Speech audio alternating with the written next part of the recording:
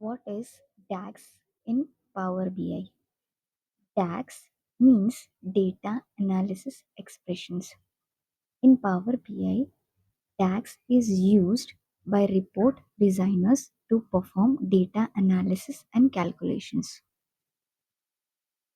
There are two types of DAX, which are first calculated columns and the second one is the measures. Calculated columns are created by using a DAX formula to derive a new column based on an existing column in the table. While measures, on the other hand, are used to aggregate data and perform calculations on a dataset. In simple terms, calculated columns create a new column and measures return a single value. Now let's see what are calculated columns. In Power BI, a calculated column is a column that's created from two or more existing columns using DAX formulas.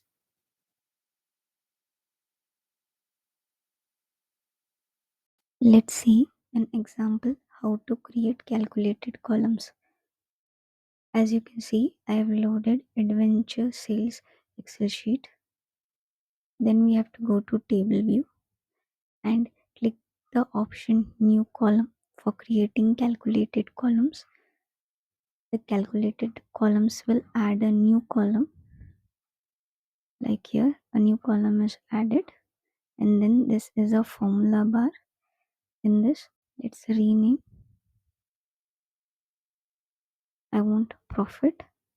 To fetch the data of a table, we have to write the table name, like I'm going to use this sales data, sales amount, and then I am going to write minus sales data total product cost here and press enter. So you can see a column is created